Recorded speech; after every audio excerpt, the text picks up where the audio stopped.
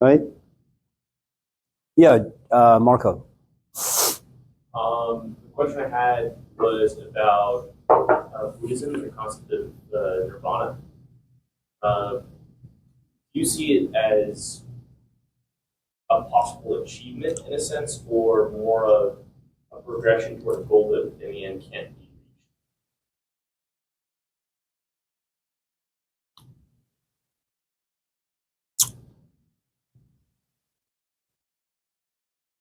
Hello, Cynthia.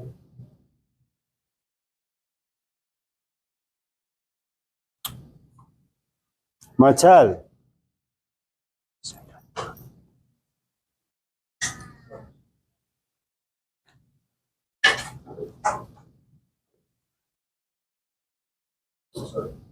I saw you running around the other day by the lake.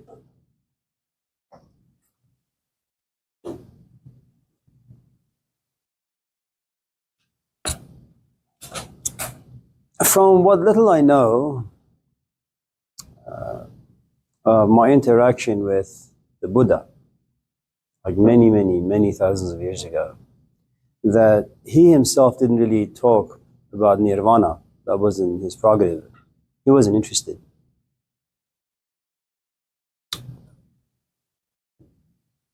It's kind of like Jesus never talking about the Trinity.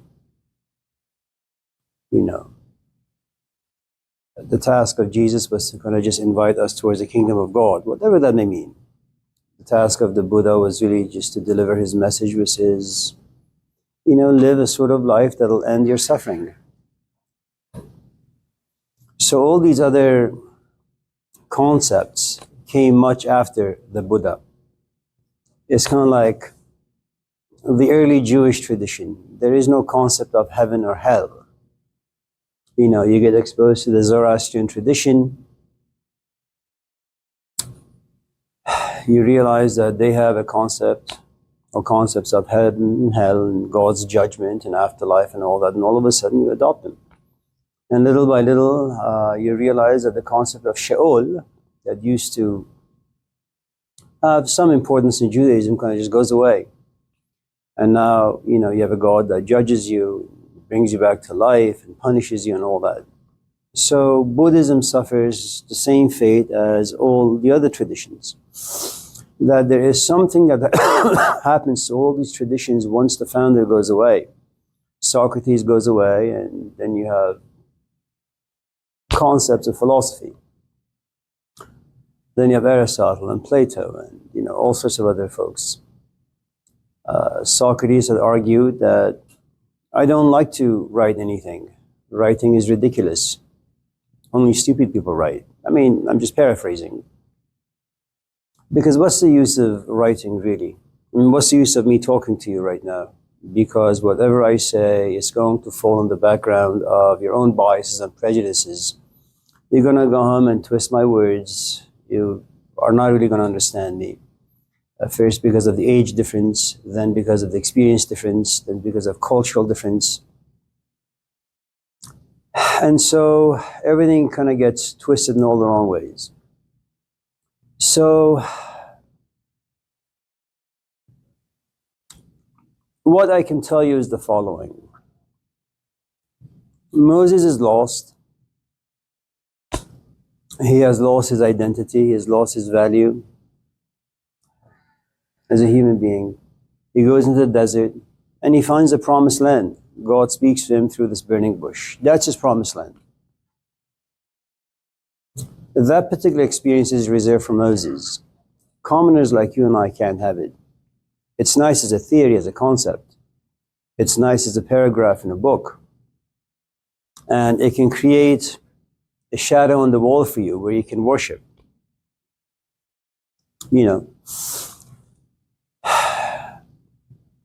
The Buddha found his nirvana by coming to realize that there isn't really much to pursue in life. Everything that you touch eventually you begin to lose interest. And that's why you suffer. You expect things to last when in fact that's not their nature. And so he had found his promised land. He just walks into relationships without any expectation. I'm guessing. I'm not the Buddha, so. And whatever happens, happens.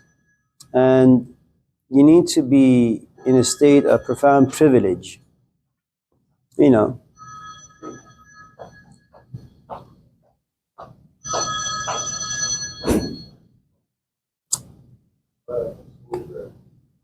so there is nirvana and then there is para nirvana.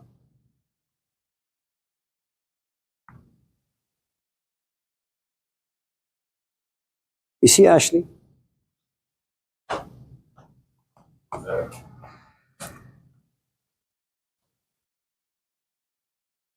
Ashley doesn't want to get into UC Berkeley.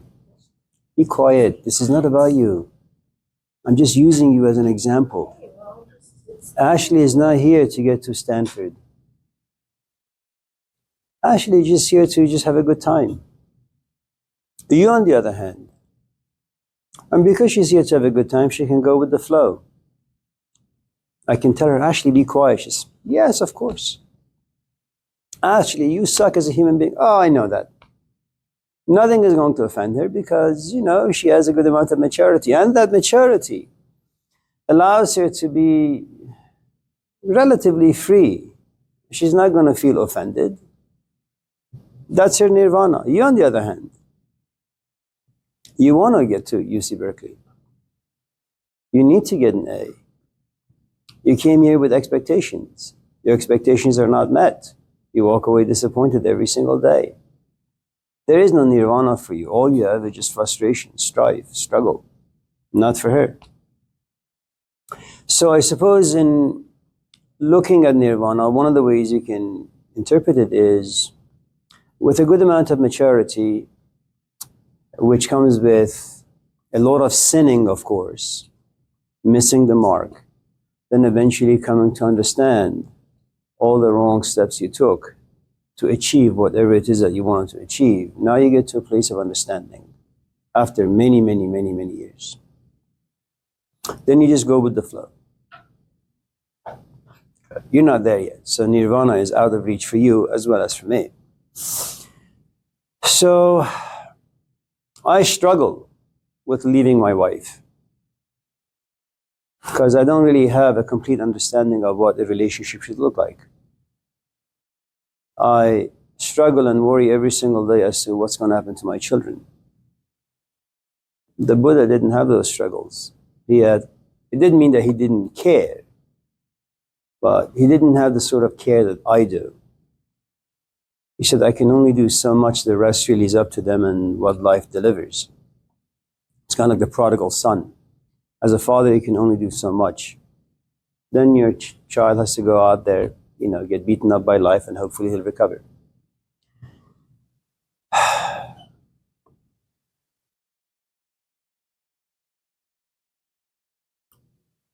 Nirvana is no different than the story of Jesus you have in the Gospels.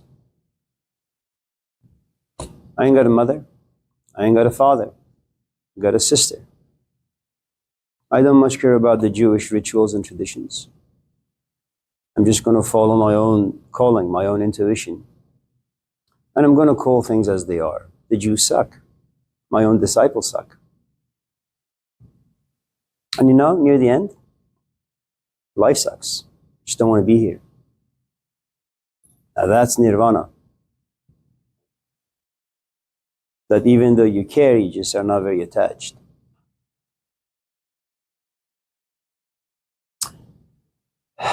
You've experienced it many times, Marco, in your own tiny little life. You're interested in a toy. You harass your parents. They take you to Target. And your mom winks at you. And that's a sign. No one's here. Put the toy in your pocket. Let's leave. And you do. You know, you steal from the big people. You become a Marxist. And so you take the toy home, you unpack it, and you play with it until it has served its purpose. You have outgrown the toy. It's just there. but it no longer serves a purpose. You have reached your nirvana when it comes to that particular toy. It's paradise for you. The toy has no power over you. You're free, you're liberated. Just from that one toy.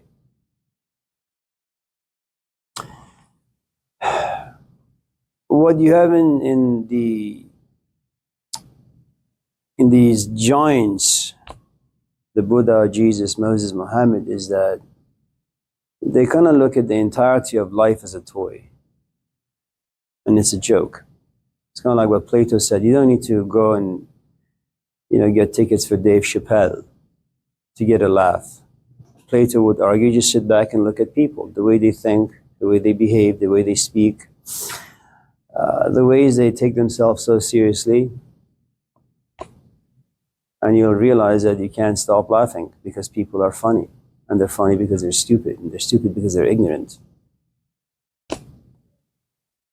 So that's nirvana. That's for me. That's the way I look at it.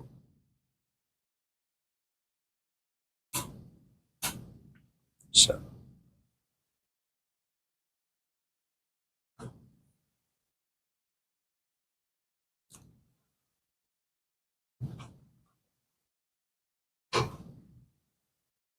Anna? How do you let go of guilt that you've held on to for a long time? Imagine you and I are in a relationship and I dump you, and rightly so. I mean, look at you. And you're in love with me. And I just like you. And your entire life revolves around me. Well, can you let go of the memories? Go ahead, try. Probably not. Oh, why not? Because It's a tiny little fruit. It's not yet ripe. When it's ripe, it just falls.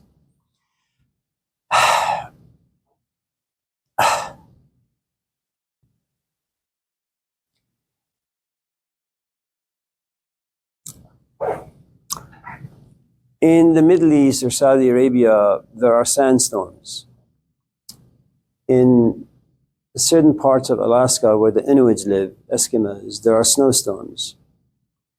One of the things that these folks understand is that they have no power over nature. So when there's a sandstorm, what they usually do is they just sit, sometimes for hours.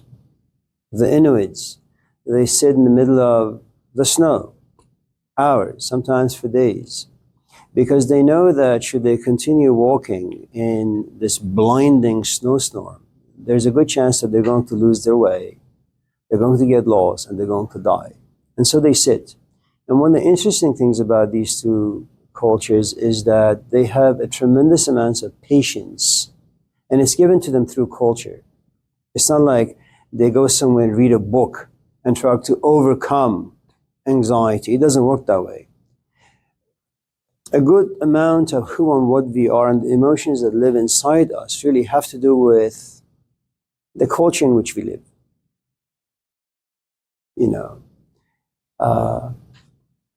Consider before the 1960s, before the invention of contraceptives, for example. The idea of having casual sex is unheard of. It's not practiced often. All of a sudden, contraceptives are here, and then they're advertised.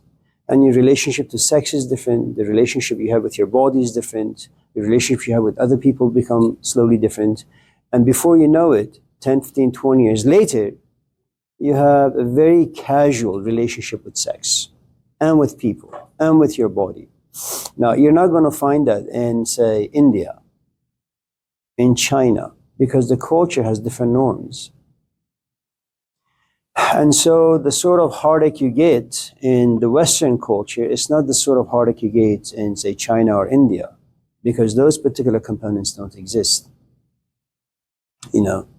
And so one of the best ways, I think, to overcome some of the cultural components that live inside you, anxiety, confusion, depression, pack your suitcase. Go to certain parts of Africa or the Middle East or China or India. Live amongst those people. And you realize that, there are no Safeways, and you have to stand for 5 hours to get a loaf of bread or a gallon of milk. And little by little, you realize that this container in which lives patience. It just grows because that's what you experience. And when you experience something over and over and over again, it becomes part of who and what you are. You know. Now, in my own country, Iran, prior to the 2000, let's just say, divorces don't happen very often. Now it's every other marriage. 1, 2 marriages fall apart. Now, what happens when a culture produces marriages that don't last, you have the sort of emotions that our parents didn't have. They don't feel the sort of loneliness that the new generation feels. They don't feel the sort of confusion, betrayal, expectation, you know. And so what you realize is that, well, the new generation now has emotions that the culture has no answers for it. The culture doesn't even have the language for it. So this new generation has to live with all sorts of struggle and pain and misery until the culture catches up and creates language and narratives that says, you know what? If the Quranic saying or the culture saying that the hands of God is involved in marriages and only in death can you divorce or part ways, now the culture has to kind of get rid of the religious tradition, religious narratives, and come up with a completely different set of narratives that work for this generation in 2025. You know, and that usually takes time. It has really taken, I mean, just to give you an example, if you're able to study Christianity for a little bit, you know, it has really taken the Western culture about 600 to 700 years to make religion what it is today. Is a footnote. And most of it is just ridiculous and nonsense. Most of what religion stands for. You know, but it took 700 years.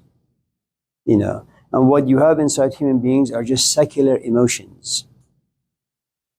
You don't feel as in you've been expelled from the Garden of Eden, but you've been expelled from your companion's presence. You've been expelled from your dad's presence. You don't have a father, you don't have a mother. 200 years ago, nobody cared about those things, but now they do. So when you ask about how do you let go of something, first, you're not going to let go of anything that you don't care for. There are some people in this room I don't even look at. I'm not even interested in their questions. They're not here. They're invisible. I'm not going to go an extra mile. That's not my job. You know. I don't need to let go of those people. The more irrelevant they are, the more value they have, the less you think about them.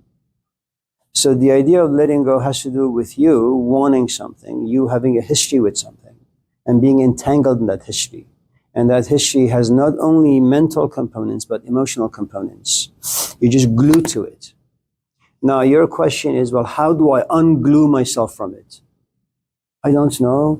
Go home and pick up something that's been glued and try to separate it. But what do you need? You need a chisel, you need a hammer, you need to bang the hell out of it until it falls apart. Well, you can't do that with you. I mean, if I'm in love with you, I can't get a hammer and chisel and break you away from me. First, because I have no idea what to do with the emotions, where to find them.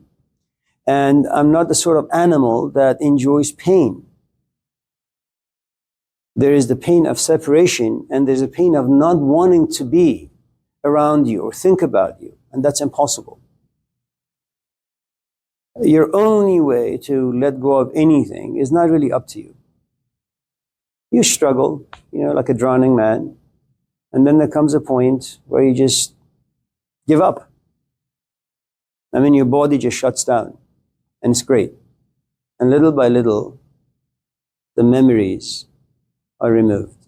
The value is removed. Meaning is removed. And hopefully you'll get to a healthy place where you say, you know what? I understand now. I don't really care. I've had 8 marriages. And every time I see an ex, they're completely irrelevant, but not while I was divorcing.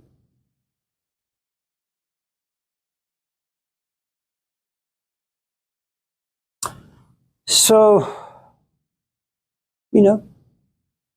just gotta, good luck. Yes. Um, well, firstly, it's ironic that you said that thing about UC Berkeley because their admission decisions come out on Friday and I'm consumed. I'm actually very attached. That's all I can think about. Yeah. Good luck. Thank you. I'm probably not gonna get it. It's fine. Anyway, what are your thoughts on globalism and we live in such a globally connected information age. Do you think that in the future this will have turned out to be beneficial for humankind, in terms of our wisdom? Or do you think that we're straying further away from the connectedness that we need?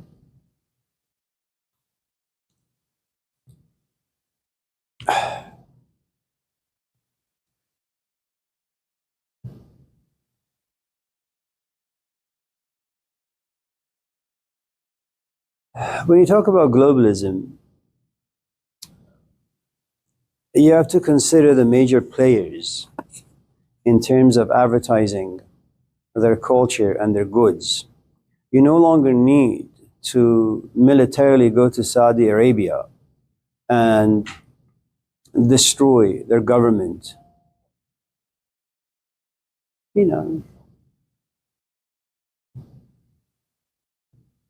Buy Cristiano Ronaldo, have Britney Spears go there a couple of times, and then Beyonce. And little by little, you realize no one's going to listen to Arabic music. They're going to listen to Western music. But it's not just music. It's the way Beyonce dresses. It's the way she uses language. It's her physical expression. And that gets adopted. Now, one of the things about traditional cultures is that they're very, very conservative. The way they define modesty, shame, they're very, very different than the way Westerners do it. And so one of the ways you kind of get rid of conservative narratives is that you bring in new stuff. And because we are rather superficial animals and we gravitate towards things that appeal to our senses, Beyonce is very attractive. She has a beautiful voice. Her music just moves the body, whereas Middle Eastern music has a tendency of just pushing you to your seat. Your head kind of gets lowered, and then you begin to go into reflection about life, about yourself, about God, about meaning, and all those things. So Beyonce takes you out and connects you to the things out there. Middle Eastern music kind of allows you to reflect, and you become kind of bleak and gloomy. So that's the first thing you need to kind of consider, that a country such as Iran has no power to kind of advertise its system to the West. The West doesn't really care. As far as the West is concerned, the Middle East, Africa, Asia, we are nothing but savages, barbarians, okay? It's only the West that is civilized.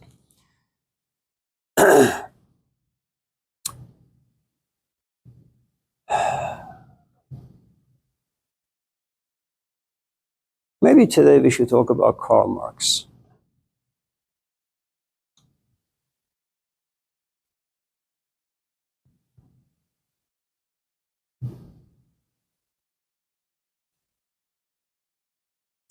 But before we talk about Karl Marx, you had mentioned something about wisdom. Let me correct that, if you don't mind.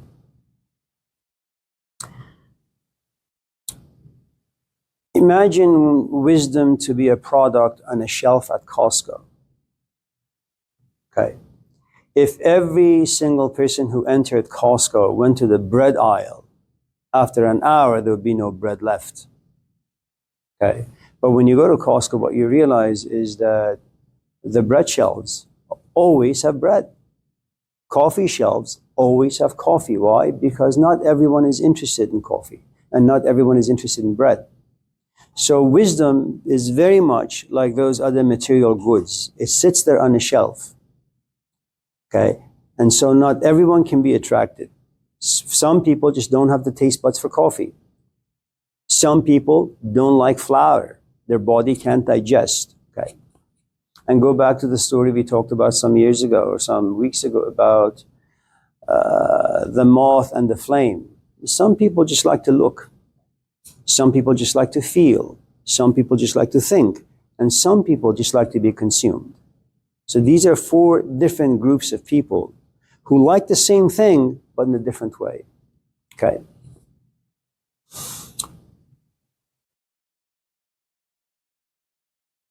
Now, what usually we gravitate towards is information. It's easily accessible. It's something you can read, something you can hear, something you can talk about, and something you can think about. Once you're able to accumulate a good amount of information, okay, then if you have the capacity, the patience, the creativity, then you'll sit somewhere and you'll suture the information together and you'll make into this thing called knowledge. Now I can come to class and give you a talk of Karl Marx for about an hour and a half. And you can walk away saying, oh, okay, he's knowledgeable of Karl Marx. Or I can give you bumper stickers. And you say, yeah, he's got some interesting information about Karl Marx. Not knowledge, but information. Okay. Wisdom is a point where you have the information and you have the talent to make the information into knowledge, and you play with this knowledge like doughs, like a toy for a while until you lose interest. It's a relationship that eventually will go bad. Okay? And then you get to a place where you say, I have a lot of, it's like, I know a good deal about Karl Marx, his personal life. I also know a good deal about what he said about politics, about poverty, about the oppressed, about the oppressor, about capitalism, about bourgeois life. Okay. What I am missing is the passion that lived inside Karl Marx. I can't get that through books. And that's where wisdom lies. There was something about Karl Marx. He had the ability to observe, to feel empathy, compassion, and to sit somewhere and write his observations down. And to the point that when one of his kids died, he said, my child was a sacrifice to the bourgeoisie. In other words, it's the capitalists. I had a student for over 20 years. She no longer comes around. She's about 80 now, lives in Grass Valley somewhere. Her daughter was born with some disabilities. And she had to be on the phone with the insurance companies, sometimes 6, 7, 9, 10 hours. And in the end, she would just hang up in frustration because they would say, we're not going to cover this and we're not going to cover that.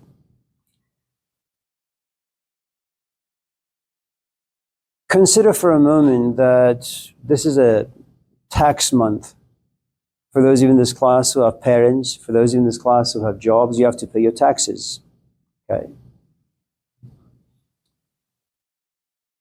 I have watched politicians on the stage, Robert Kennedy, John F. Kennedy, Jim Jordan, Matt Gaetz, all these other buffoons, right? And you and I pay for their salaries. They have the best health care possible. We make it possible for them. And yet you and I don't have it. But that's not enough force for me to get myself up and act on this injustice.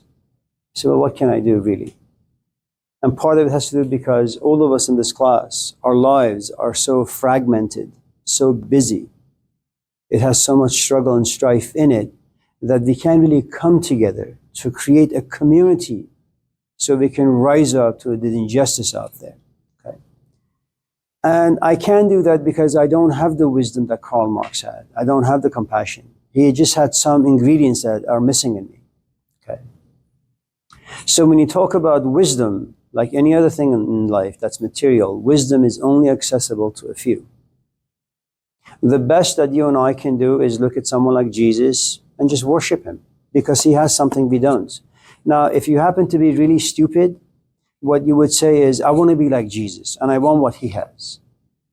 And you have greed without having the talent or the potential. You have envy without having the talent or potential to acquire what he has. You have all sorts of deformities, emotional, intellectual disabilities. Yet, you have this imagination, this shadow on the wall that gives you the illusion or the assumption that if you read the New Testament enough times, if you lock yourself in a room and do the Jesus prayer enough times, if you cry enough times, if you go hiking, be in nature enough times, God will reveal himself to you as he did to St. Paul.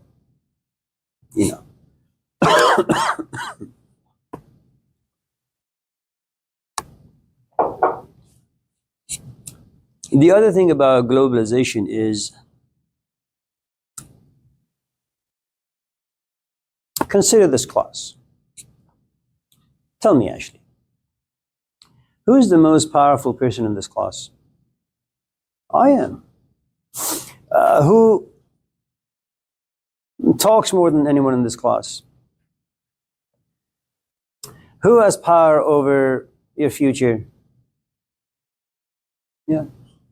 Ideas are a source of advertisement. Who advertises the most in this class?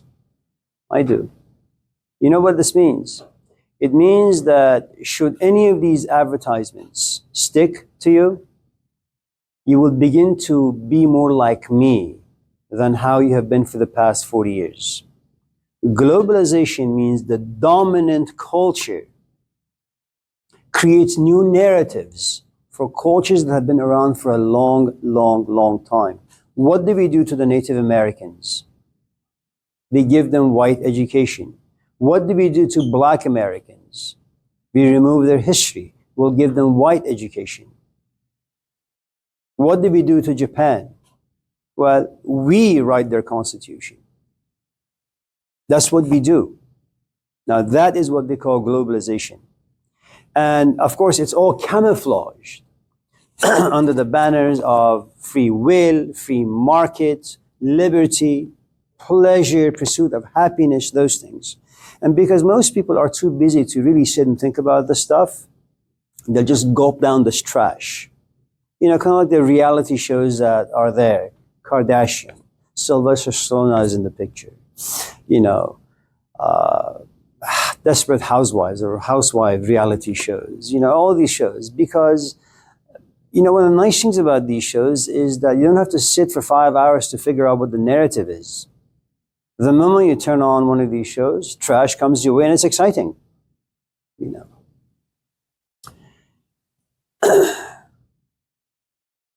North Korea does a good job of making sure that not too much trash enters their country, and it's no different than what you do. I mean, if you and your companion are out at a party and you see another human being eyeing your companion, what are you going to do? Well, you're going to make it a gated community.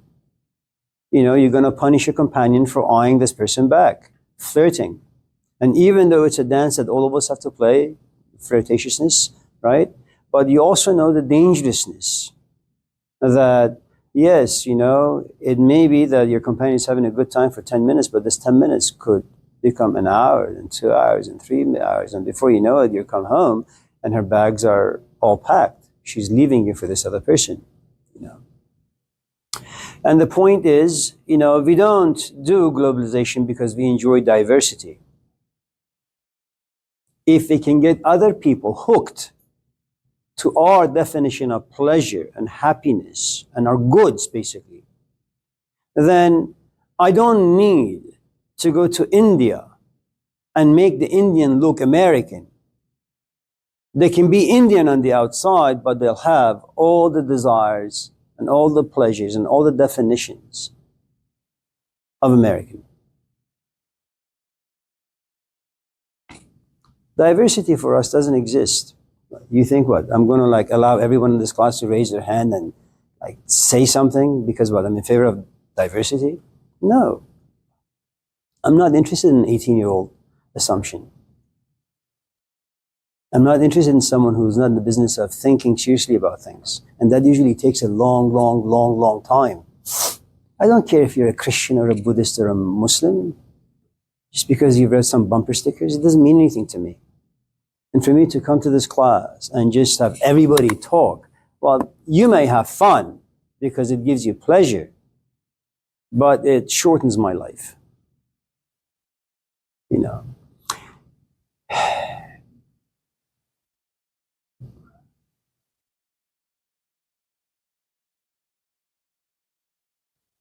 So,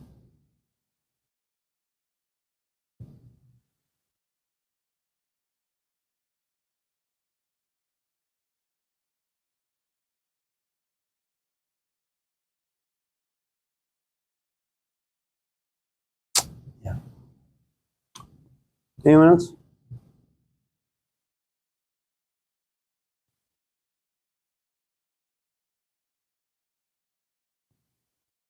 That's it? Jason, is it right? Go ahead.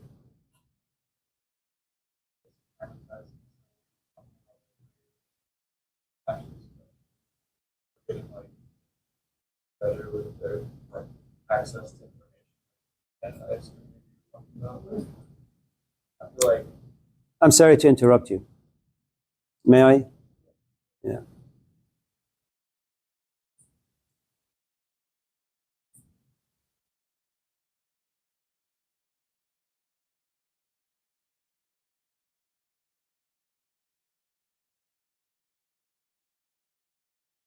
You know, when my first marriage dissolved,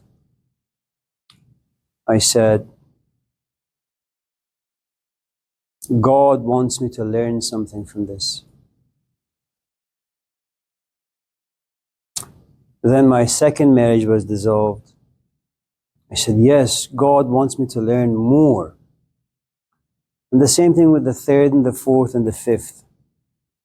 Do you know why I believe that God had like wisdom in store for me? It's what they call idealism.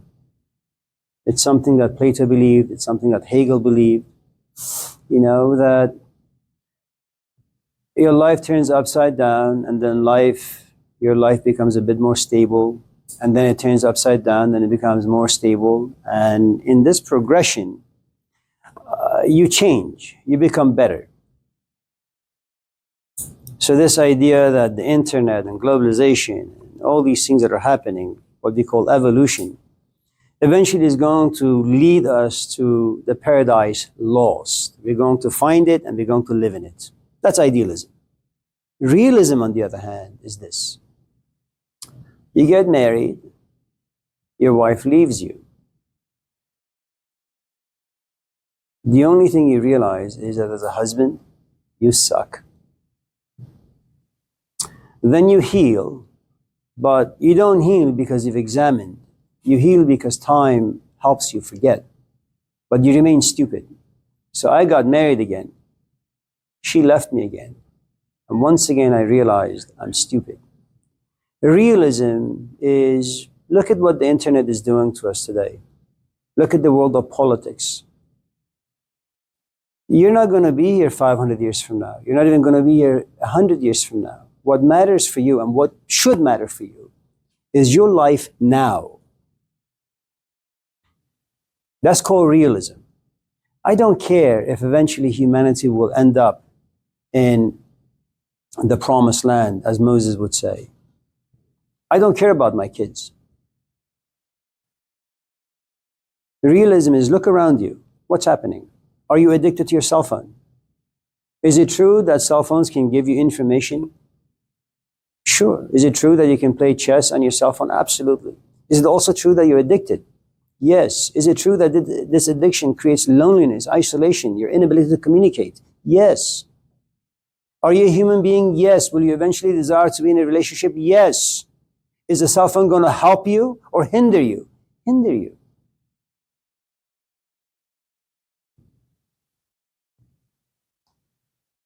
So, realism leads to pessimism. Idealism leads to optimism.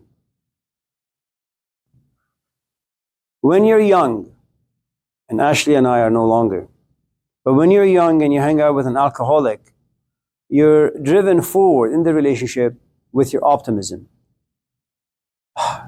I'll teach him or her how to quit. We'll read the Bible together. We'll go here, we'll go there. When you get to be our age, you look yourself in the mirror, you have wrinkles now, your hair is gone, your back is hunched, your knees are broken.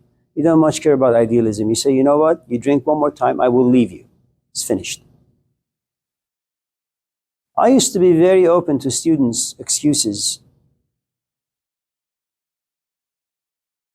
You know, I would try as much as possible to put myself in the student's shoes. As an 18-year-old, why would you be interested in the class?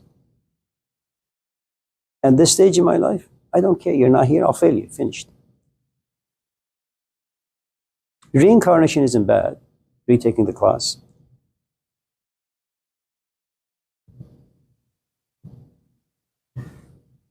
Sometimes you can be an optimist temperamentally, sometimes through your own observations and experiences. Or pessimism, realism. And two of the most famous optimists and pessimists, or realist and idealist,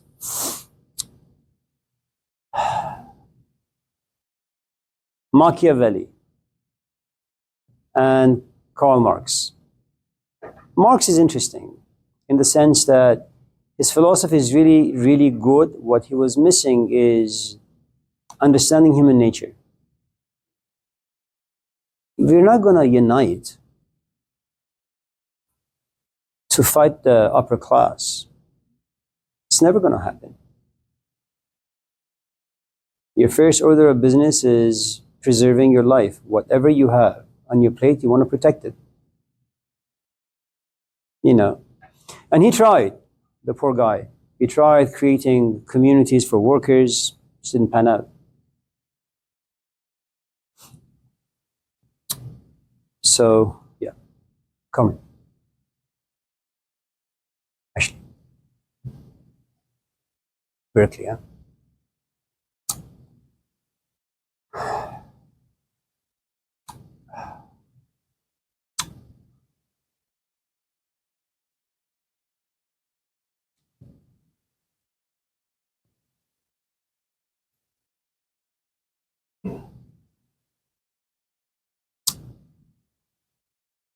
Yeah. William.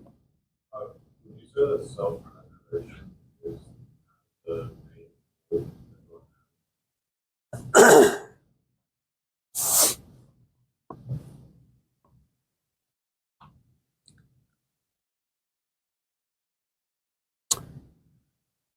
I think we are wired to protect whatever we find valuable and meaningful. If you look at Western philosophers, they're very gung-ho about charity. They're very gung-ho about compassion, generosity, self-sacrifice.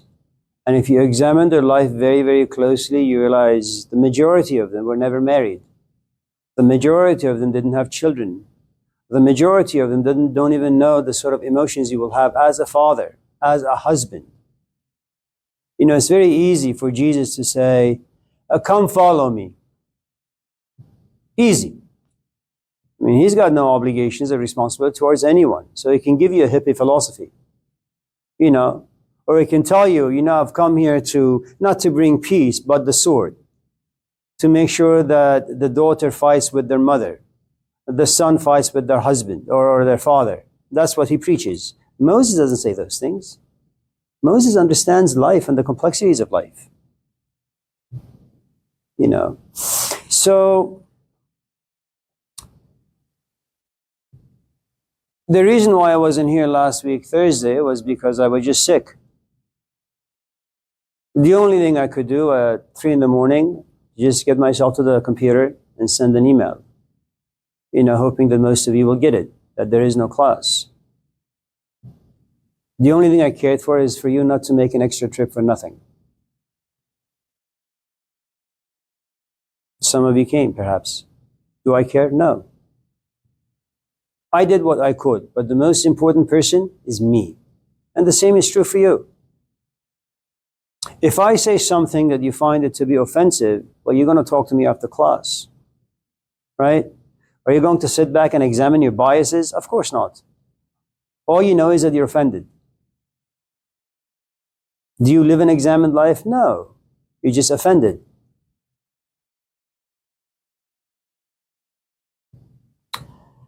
There is this ridiculous, of course, intellectual, mental, philosophical experiment, the trolley experience.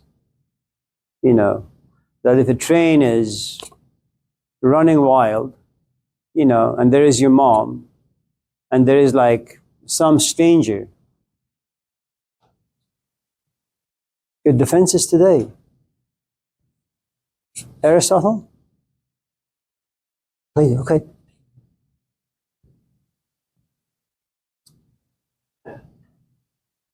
So if it's your mom or some stranger, the train is going to run over who? And you have the power to choose. If you happen to be, of course, Abraham Maslow, you're going to have the train run over your mom because you just hate your mom. If on the other hand you happen to be like the rest of us, hopefully in this class, relatively normal and healthy in head, you're going to say, you know what, I love my mom. She's not the greatest mom, but nevertheless, you know, she nursed me for 2 years and gave me this and that for the next 5 years. You know, and you're going to have the train run over the stranger. That's who and what you are. Now, something really, really strange happens.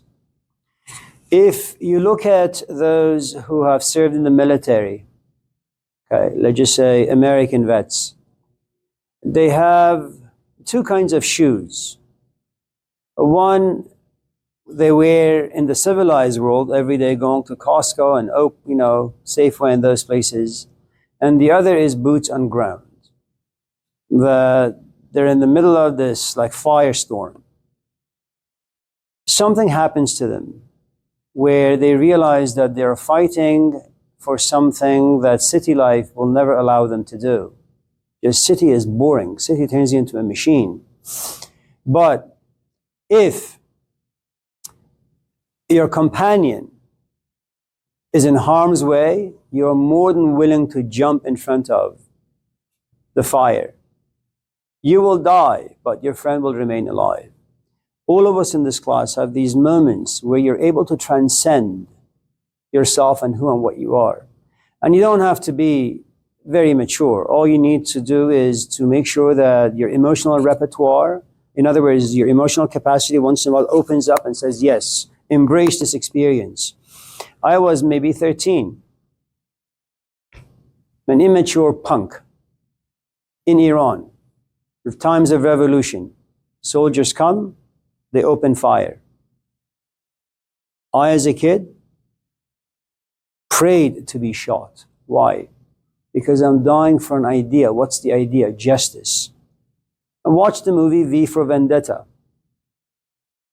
You know, some ideas are just, they're bulletproof. They've been here for thousands of years. But most of us are connected to tiny little ideas. I want an A in a class. You know, I don't want my girlfriend to leave. I want to become a tennis player. I want to get to UC Berkeley or Stanford, this, that. These are tiny, I mean, they're good, don't get me wrong. But these are not things that you're willing to sacrifice your life for. I mean, your entire life. But boots on ground, it's something very, very different. So, do we have the capacity to once in a while transcend the pathetic life that we have? Absolutely. Is that in fact what you're looking for? Yeah. Do you find it? Rarely.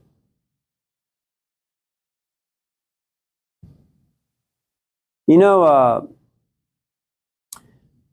up to the maybe mid-19th century or 20th century, about 75% of the entire population on this planet gravitated towards the ideas of Karl Marx. That's no joke. Do you know why? Because you're talking about lower and middle class who have basically nothing. And they like the idea of fairness, of equality, of healthcare, of working 8 to 5 or 9 to 5, being unionized. And just in case someone is going to bully you, you have lawyers who will push back. It's all Karl Marx. And that's one of the nice things about having people who are able to transcend their own life, because they benefit the rest of us.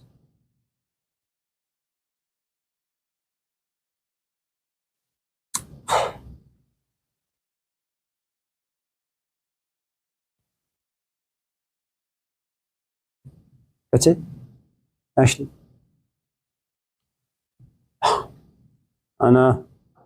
I don't really know how to word this, but I've been reading more Carlos Castaneda again, and there was one part in the book I'm reading where he said, or where Don Juan said, that like big change comes suddenly, and you can try to like progressively grow and change, but you can only really prepare for when the change comes suddenly.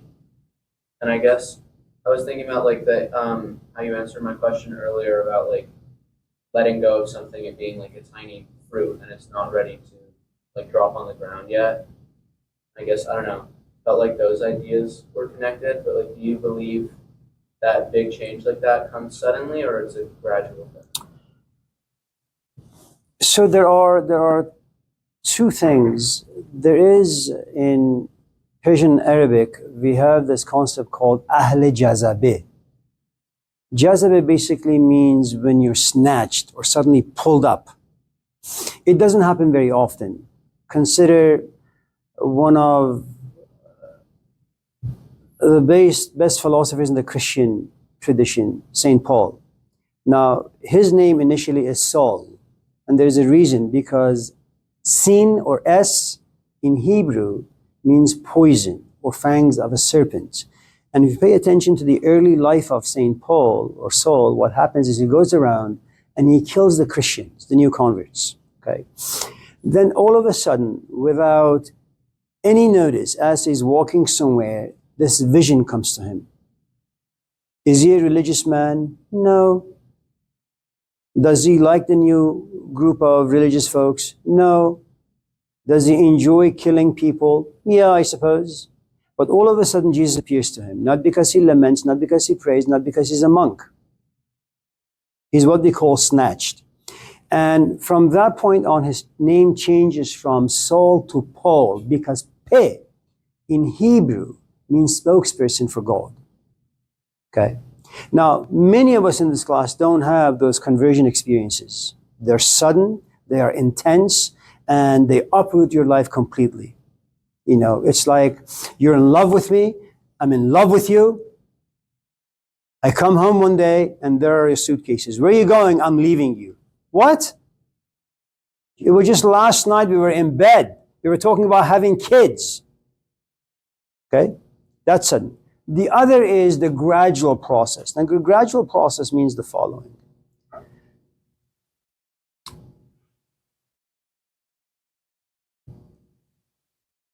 You and I have been talking about breaking up for the past 2 months, maybe the past 2 years, maybe the past 20 years. And little by little, okay, psychologically, emotionally, intellectually, you get me ready and I get you ready. And then comes the bags. I look at you and say, oh, is this it? You say, yeah. It doesn't mean it's going to be pain-free, but the last 20 years made me ready for this particular day. Most of us do gradual steps towards growth. If you were to look at Abraham Maslow, the Jewish American psychologist from New York, if you pay attention to the hierarchy of needs, what you realize is that it starts with the basics. Food, shelter, clothing. Okay. In your shelter, make sure there is love. When there is love in your shelter, there is faith, there is trust. Okay. And make sure you have a number of siblings so you can wrestle with them. Okay. And in wrestling, you learn how to compromise, you learn how to negotiate, and you learn how to grow a thick skin, because your sister is always going to complain that you're beating her up, and your parents are going to slap you for all the wrong reasons. But somehow you're able to forgive and continue the relationship. And you look to your parents for confirmation of all sorts of things. Is my drawing good? Am I kicking the soccer ball good? Do I look good? Okay. They get you ready for society. In society now, you have to prove yourself. You raise your hand and you use language to express who and what you are and what you're thinking about. Okay? And just in case I said, oh, Anna, that's a stupid question, I'm rejecting you. You try again. And you do it over and over and over again. Why? Because that's what your parents taught you. Now, in the absence of parental training, there's a good chance you're going to go to my dean and complain. Okay? I've been triggered. It's a new thing that everybody walks around with these days. Okay?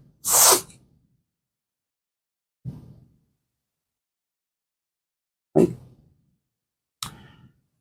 And so you get a job, you know, you pretend to your boss, you pretend with your colleagues, you pretend with yourself. There comes a point where you realize, and it doesn't happen for all of us, you say, you know what? I have lived a relatively rich and fulfilled physical life, but for some strange reason, I feel incomplete. I feel unfulfilled. Now comes the next stage, which is you are now gearing towards what they call, or what he called, self-knowledge. You don't care about confirmation from other people. You don't care about parental love. You've come to a place where you don't love yourself. You, in fact, hate yourself. And now you want to be trained as to how to love yourself. The problem is you have a 30-year baggage behind you. You have your education. You have all of your assumptions. And all these things need to be deleted. So when you look at the hierarchy of needs, what you have is growth, is gradual.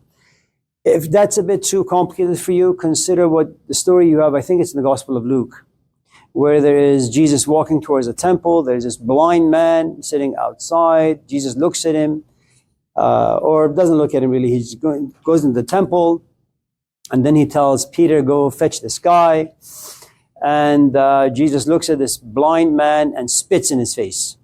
Well, he kind of gets some clay or dirt and spits in the dirt and makes clay and just smacks it into his face. But not really, just lightly puts on his eyes. And the guy opens his eyes. Oh, rope. Oh, leaves. Oh, pillars. Oh, human beings. And what you have is, this is how most of us usually wake up.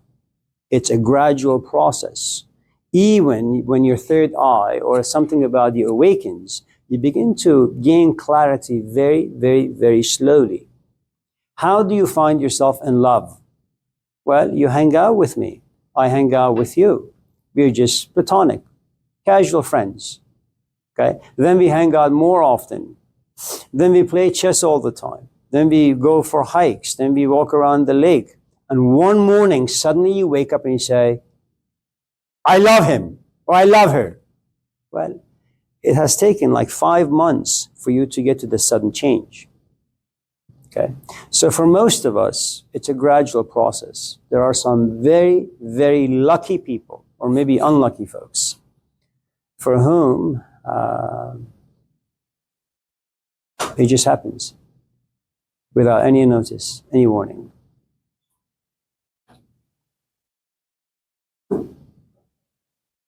You know, it's one thing for me to get sick and have my kids and my wife take care of me for the next like 2 years. And while they're taking care of me, I have no doubt they'll be frustrated because of my sickness, and it messes up the home environment.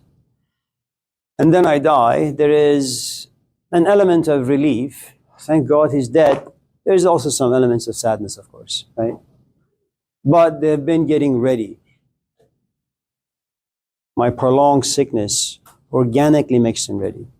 If I am healthy, and my wife wakes up next to me and says, Amir, it's time for coffee, and she keeps pushing and pushing and pulling, and comes to realize I am not moved,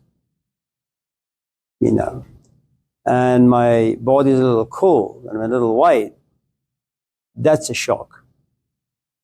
And the grieving process for that is very, very, very different than a death that comes slow and gradual. So,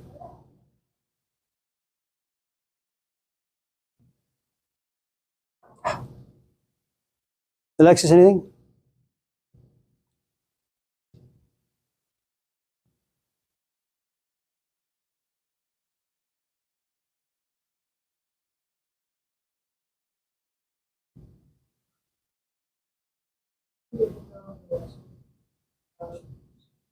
Shame.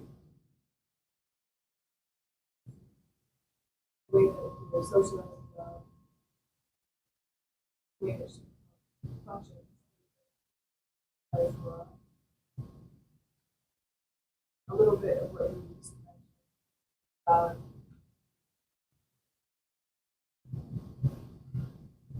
Maslow's hierarchy.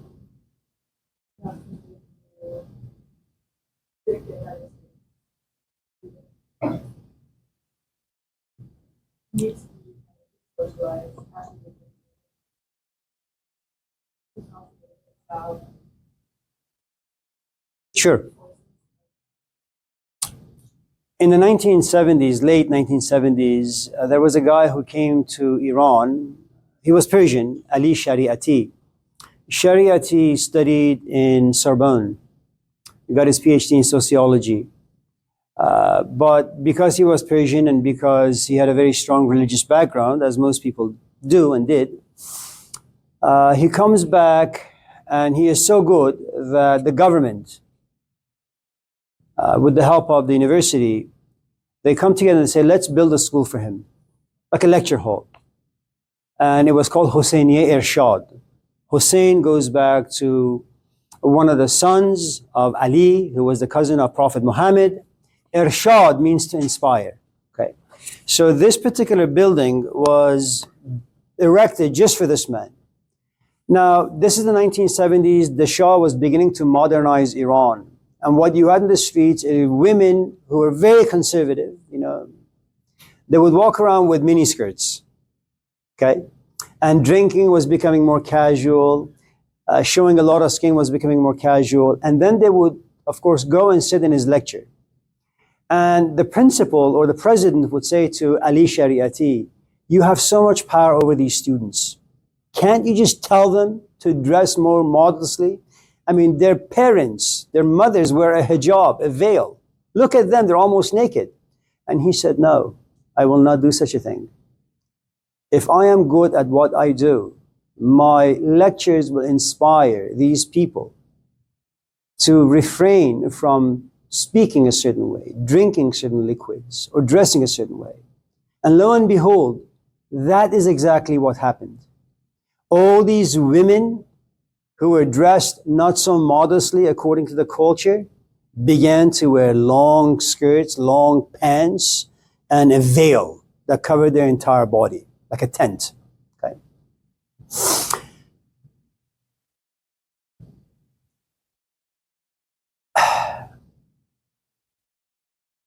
The example I can give you is the following. Another one is, let's just say you're young, you live in this culture is hypersexualized, and you go out there and you have sex with anything that moves. Cat, dog, rat, people, doesn't really matter. Okay, whatever walks, you jump on. Okay.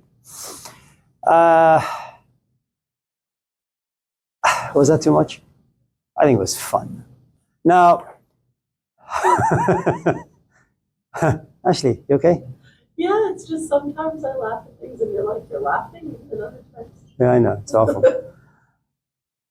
There comes a point where, I don't know how it happens, going back to Anna's question about sudden or gradual moments of clarity or awakening, you get yourself to a point where you say, you know what, I'm just tired of just sleeping around with useless people. And I'm tired of using my body as a vehicle for cheap pleasures. I want to be a bit more reserved. I want to protect myself. I want to become a bit more mature, change my perspective about sex, about pleasure, about who I am, what I am. And all of a sudden, there's a shift in your perspective, not perspective about how men are, but how you are. And if prior up to that point, you would wear skimpy outfits, show a lot of skin, make sure that the only way that you can get men is first having them be attracted to. Let me give you a beautiful example. Karl Marx was to marry, I think her name was Jenny. That's right, Jenny. Marx was not a very attractive man, but Jenny was beautiful. Marx was poor, but Jenny was rich and came from a very rich background. Everybody was against Jenny marrying Karl Marx. Even Marx's father went to Jenny and said, listen, don't marry my son. But there was something about Jenny that looked at Karl and said, you know what? I know he's not a very good looking man. He's not a Brad Pitt. And I know he's not a billionaire like Jeff Bezos. Okay? But there is this richness about Marx. It's like the kingdom of God inside him is fully awake and functioning. Now, it takes a lot of courage, okay, for a woman to marry a man who is rich in intellect, but very poor in physical accomplishments, to the extent that when their daughter died, they had no money for a coffin. They were expelled from 4 different countries. And you have to sit back and ask yourself, what was it about this woman that did not desire money, did not desire fame, did not desire power, was attracted only to someone's mental faculty? What must you as a woman do in a society like this, where 95% of men are addicted to porn? And if not porn, they're just addicted to not thinking about anything in the proper way. And it's a very transactional environment. And it's a disposable environment. Technology has made all of us short-fused. My amp right now is no longer a 20 amp fuse. It's like a 1 amp fuse. Just in case I hear something, my breaker will go off. Okay? Now the question for you is, what must you do? And what happens to you should you shortchange yourself? Okay? And every time you realize that a man is looking, okay, looking at you neck down, something about this is, okay, am I not dressed well? Did I say something? How should I reprimand this man? And the point I'm trying to make is the following, I suppose, some shape or form. The culture gives you what it gives you. 2 things can happen. You either learn gradually,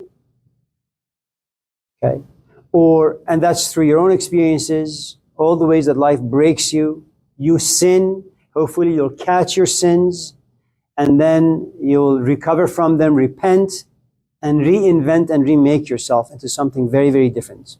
Or someone will walk into your life.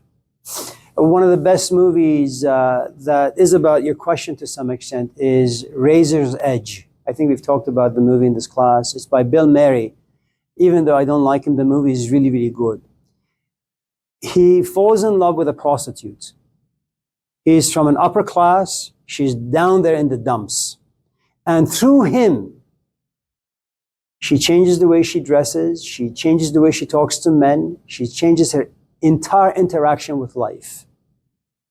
And he supports her and he changes her.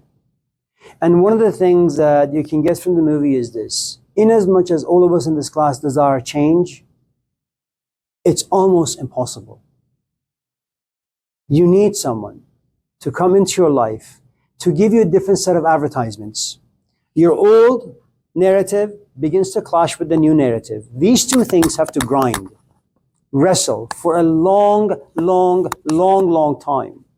You know,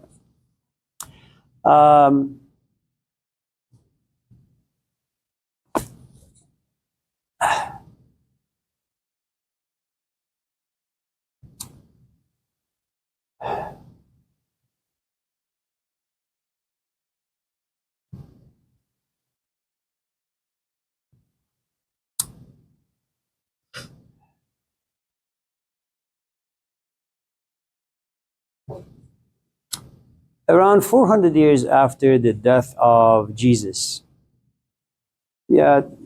all these like gospels floating around: Nicodemus, Mary, truth, infancy, Peter. And these people came together and said, what the Lord are we going to do? Of course, amongst them were Matthew, Mark, Luke, and John.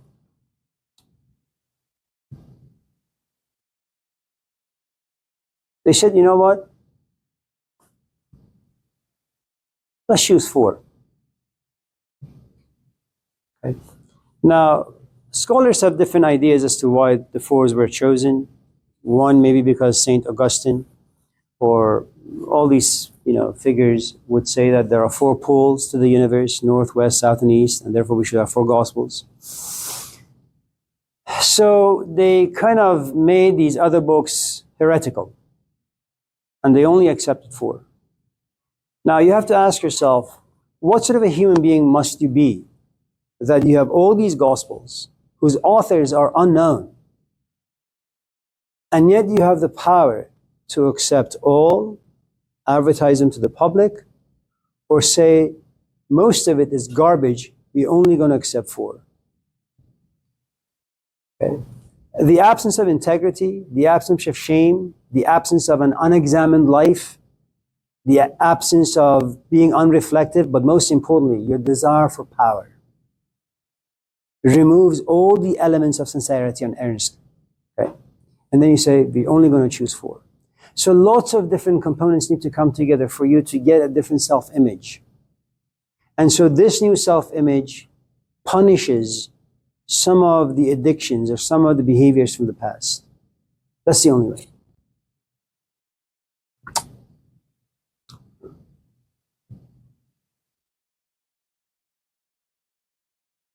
I've known you for a long time, Alexis. Ashley, yes, before you go, last question. Ashley, listen up. Yeah. I don't know. Anyone else?